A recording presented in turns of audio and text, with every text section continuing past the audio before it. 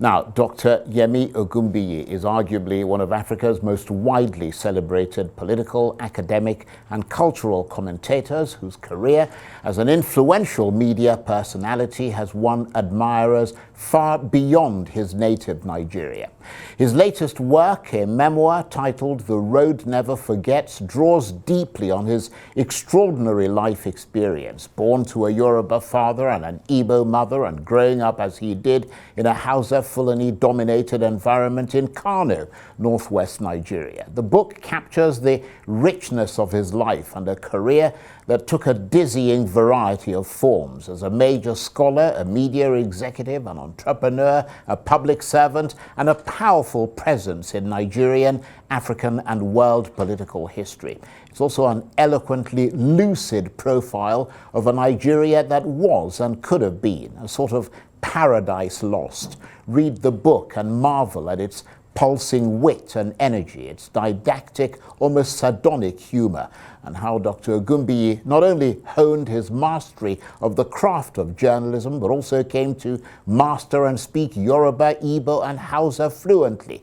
Across Nigeria and the world, he interviewed world leaders, everyone from Julius Nyerere of Tanzania to Kenneth Kaunda of Zambia, Robert Mugabe of Zimbabwe to Thomas Sankara of Burkina Faso, Margaret Thatcher of the UK to Rajiv Gandhi of India, Muammar Gaddafi of Libya to Benazir Bhutto of Pakistan. Clearly a life less ordinary. So in the context of his memoir and having a Yoruba father and Igbo mother raised in Kano in a Hausa Fulani environment, what does he make of the current ethnic politics that seems to be tearing Nigeria apart?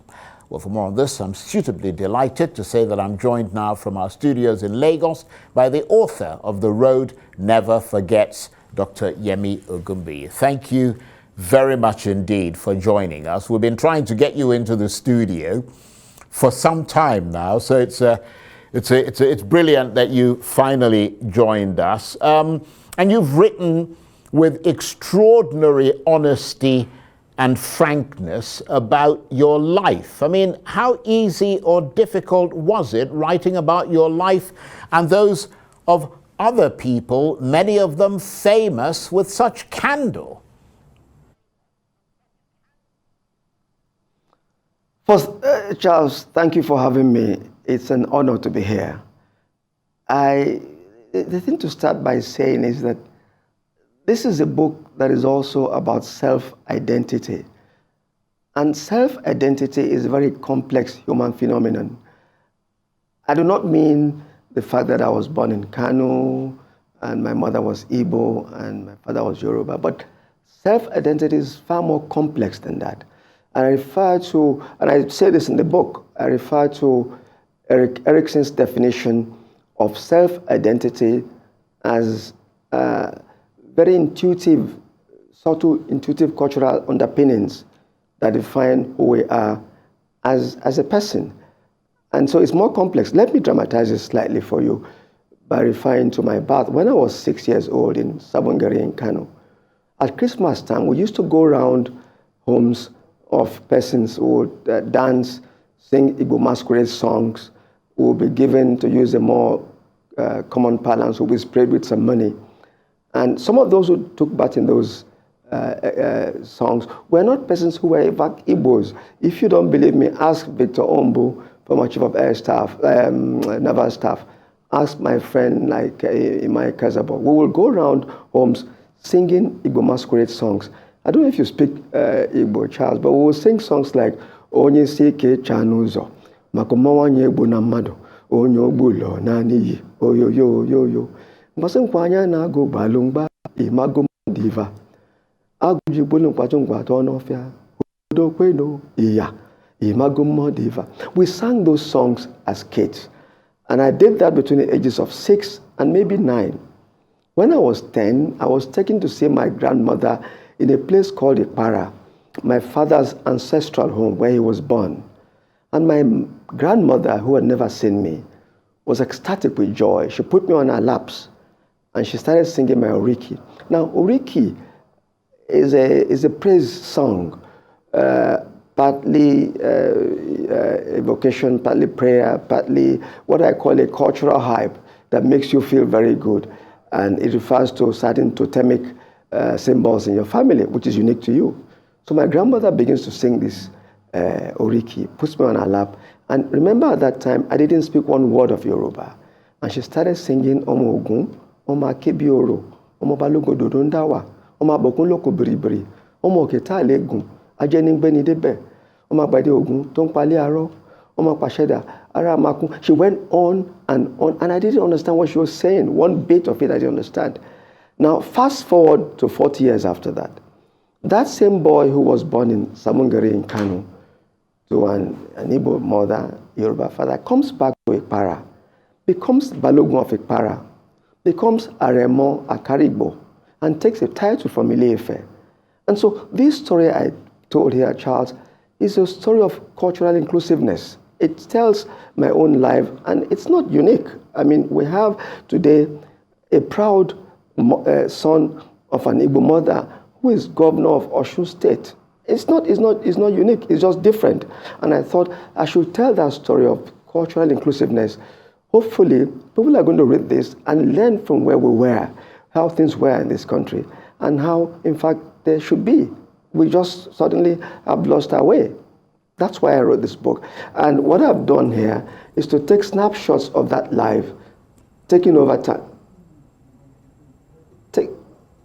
Taking snapshots of that life over time to tell what has happened to me from when I was a child through growing up as a child, and then of course to where I ended up in the media as not just as MD of Daily Times, but as part of a team that revived what the media industry was about to do in our country. Well, I mean, that's a fascinating snapshot you've just given us. I hope you can still hear me, Dr. Ogunbiyi. I can hear you. Okay, brilliant. Yes, I was saying that's a fascinating snapshot you've just given us. And here you are after so many years of watching Nigeria's political history evolve with all the rhythm, the ups and downs and the energy of it. I mean, what have you found to be striking about that evolution? Is it the ethnicity, the identity question, the scramble for power based on those issues? And if so, I wonder how that strikes you, given your own multiple identity. You know, as you said, Igbo mother, Yoruba father, growing up in So I didn't get that last bit now. How that strikes me as... Yeah, I said, if so, so, I wonder how... I had the first part of your question. Right. But if so, can you hear me? My assessment of what has happened over time is that I'm disappointed. I mean, I grew up in a setting, as I said to you, where in Samungari in Kano, we all grew up, we didn't know where we came from. It didn't matter to us. As I said to you, I grew up in Kano with the Ombu brothers, both Victor, his other brother in the Air Force. I grew up with the Kezabos in Kano. We didn't even know, the cultural groups I talked of, the Igbo cultural groups, also had people who didn't even come from Igbo background. The Kezabos were from a place called Ganebode. Ombos were from today's Bayelsa, but they took part in this cultural event. We were part of a cultural family that was in Kano, and we grew up believing, of course, that Kano was home. Well, of course, some of us, as I said to you, went on to quote unquote and stretch our homes and settled down and became what we became. But it never struck me that a day will come in this country where somebody whose mother is, let us say, Igbo like me, will be denied access to, in fact, that issue will become an issue at all in a political setting whereby somebody says, but do you know that Yemi's mother was Igbo? Can he be governor of this place? And I found that totally disturbing, but that's where we are. And I'm hoping that in writing my story, in seeing the example of the governor of Osun, for instance, whose mother was Igbo, we can begin to say, let us trace our steps and put things the way they should be. That's why I wrote the book. And when I wrote the book, remember this was written last year, I didn't think a day would come where we had what we had in the last election, where these issues came up so virulently. And it's a pity, and I'm sorry about that. But yes. Let's move slightly, and I'm very glad can you hear me at all? Are you able to hear me? Sorry, go ahead. Yeah, okay, you can hear me, can you? I hear you, Charles, I can hear you. Okay, good. I was going to you. say that I'm glad you're taking us through this, because the points you're making are so important and very critical at this time in Nigeria's history. But you're just going beyond that, because, I mean, you're not limited to your ethnicity. In fact, that background of yours turned you from being your experiences and the metal of your character turned you from being just another kid on the block to being a national and international figure. I mean, and one of the most famous media personalities and intellectuals of your generation anywhere in Africa. I mean, you were interviewing, I mean, we're not talking about national leaders. I mean, you talked about to all of them, but you were talking international people, talking to them, interviewing them, and these were people who were at the cutting edge of history. How does that make you feel? And in the context of whether or not there is a sense of melancholy, perhaps, about the things that have been lost and the fact that those people are no longer around, many of them. I know, I know, Charles, that feels so sad. I mean, the stories of our interviews with world leaders was for me the high point of my career in the media. And I can't think of anything better than that at that time. Let me share with you an experience I had when we went to interview Mrs. Thatcher, for instance. She couldn't answer our last two questions because she didn't have enough time. And then she then said to me that she was going to send the answers to those questions to George. So I said, Prime Minister, who is George? She said to me, oh, George of Edwin, your High Commissioner. I mean, she said to me as if, you should know that. And I said, of course. Oh, I know who George. And she said, yeah, I'm going to send those answers to her, to him, so you can pick up the answers to your last questions. When I got to the High Commissioner's office, the answers had been sent by fax machine. And I had said to Mr. Dovedwin, I said, Excellency, Prime Minister called you George. And the High Commissioner said, oh, that's Margaret for you. What you see is what you get. I didn't have to be told that between the Prime Minister of Britain and a High Commissioner, that they were such close friends and they were on first name terms. The British Prime Minister called my High Commissioner by his first name. My High Commissioner called her by her first name. So that's where Nigeria was at that time. I mean, I hope that today my brother Ishola, High Commissioner Ishola, and Mr. Sunak are on first name terms. But at that time, that was how important it was. And I should also add, Charles, that when we started the interviews, first two interviews were difficult, but towards the end, we were inundated with a request for interviews. So many countries wanted us to. Once we did the interview with Rajiv Gandhi, for instance, the Embassy of Pakistan then called us and said, could you also interview Mrs. Benazir Bhutto? Once we did the interview with Shimon Peres of Israel, the PLO office in Lagos then wanted us to interview Chairman Arafat. We were inundated. We couldn't cope with that. That's where we were at that time in our country's history. And I must, as I've said to you privately, that those interviews are being published today in a book form entitled Encounters with History. And we intend to publish them as some of the finest moments in the history. I do not know, for instance, if any other media house did what we did then, has achieved that, or has done it after us. But it was a unique period in our country's history. We did those things, which we interviewed at least 22 heads of governments around the world. It was unique, remarkable. And I look back with pride at those moments and hope that someday the media industry in our country would get back there to where we were at that time. And I think it's really amazing because from what I glean from what you're telling us is not only I mean your own success as a very articulate journalist, but also the fact that at that point in Nigeria's history, it's the assessment of this country was such that all these world leaders wanted to be interviewed and to be heard by the people of Nigeria. So, I mean, what do you think the problem of this country is, and what do you think the solution could be? At the risk of making it all sound so tiresome, are you any wiser about the complex problems and solutions of Nigeria as you reflect rather on this country, as you have anecdotally in your memoirs? Well, Charles, I can only hope that, the incoming administration will try and pick up from where things are today and build up on that. We can only wish the incoming administration the best.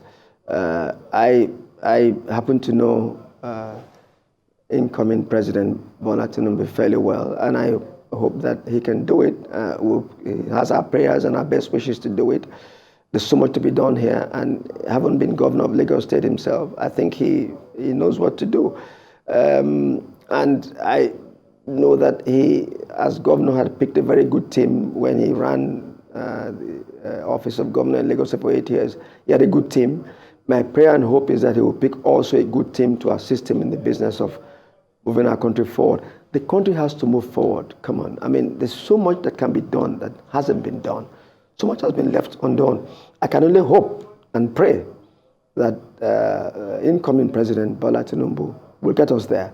It's tough. He's going to need everybody. Everybody is going to need opposition. He's going to need the media. He's going to need people like you, Charles. But that will also depend on how open that administration is going to be in terms of reaching out to just about everyone. But there's so much work to be done. So much work to be done, and I can't. I remember, talking about interviews with world leaders. I asked Mr. Rajiv Gandhi once. I said to him, Prime Minister, why would anybody in their right senses want to be Prime Minister of India? And he collapsed with laughter and said, but Yemi, somebody has to do it. Somebody has to do it. And I asked him a question, which I remember again. I said to him, Prime Minister, what do you get worried that you could get killed on this job? And in the end, of course, you know what happened to him. So he laughed when I said, yes, this job has to be done. So I suppose the answer that incoming president will give us is, look, somebody has to do this job. And he's getting into this job with our prayers and our best wishes, because there is a lot to be done. Yes, well, absolutely. But I hope you can still hear me, because I've noticed you fiddling with your earpiece. I can hear you, Charles. Okay, once or twice. I can hear you. Just in the context of all the things, fascinating stories that you've told us, what do you think is the relevance of that anecdotal history that you captured so well in your memoirs to today's younger generation, a sort of analog history in a digital age? Good question, Charles. I think, look, I was shaving one morning and somebody asked a question about MKO Abiola. And one young child must have said, oh, is he a rap singer? I was stunned. I was shaving and I had my radio on. And so in telling the story of Abiola, for instance, I needed to tell who Abiola was, what he did, what he stood for. Not just the Abiola that was seen as a money bag. Abiola has theories about governance. And so if you read the book, I took some time to explain, and I then explained my meeting with him in prison, which was my last meeting with me before he passed away. I needed to tell the story of Chief Awolowo.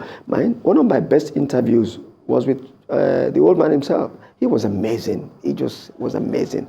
He was so brilliant and so clear-headed in his thoughts. When I got to interview the old man, Awolowo, he said to me, oh, by the way, Yemi, I read your essay on Bola Ige. And I said, oh, you did? So I said, yes, I did. And he said to me, why do you call somebody you love by the name of Cicero? I said, well, that was his nickname from when he was at school. And he said to me, I'd gone to that interview prepared for, I'd read up all his books. I read his Path to Nigerian Freedom. I'd read his autobiography, Awo. So I was ready for the old man. And then he threw me off on a tangent and said to me, but why do you pick Cicero for Bolaige? And I said, that's what he called himself. He said, no, that's not a good name. He said, Yemi, you should look for a better model. And I said, so what should I have called Bolaige? He said, have you ever heard of Demosthenes? I said, Demosthenes? I said, no. He said, you don't even know your classics, Yemi. And I said, sir, well, all right, so who was Demosthenes? And he said, well, Demosthenes was a Greek orator, but he spoke so well and was very impactful as a speaker. And he said to me, don't you know that old saying, Yemi? I said, what is it, sir? He said, when Cicero spoke, the people said, how well he spoke. When Demosthenes spoke, the people said, let us march. Said, call him Demosthenes, not Cicero. Now, I'd go for an interview, and I wasn't going for a lesson on the classics, but this man threw me on a different tangent. And so I got back, and I was totally thrown. I wasn't ready. I was vaporized. I wasn't ready for the lesson on the classics before we settled down to the interview. That was the kind of man that Awolowo was. He was such a lovely, he was such a bright man. And even the interview with a man like Thomas Sankara, for instance, was amazing. His mind was as sharp as you could find anywhere. And all the things Thomas Sankara said to us 30 years ago are still very much with us today. Well, I have to say that... So, Charles, I mean, I can... I have to say, I'm really sorry to interrupt you, but we've literally run out of time. But I mean, it's brilliant just listening to you talk and seeing you range with ease. I mean, talking about the classics and all the rest of them. I would urge people to pick up that book, The Road Never Forgets. Dr. Yemi Ogunbiyi, thank you very much indeed. And he was talking to me there from our studios in Lagos. That's it for this edition of Arise Prime Time. Join us again tomorrow. From me and the entire team here in Abuja and Lagos, bye-bye and thank you for watching.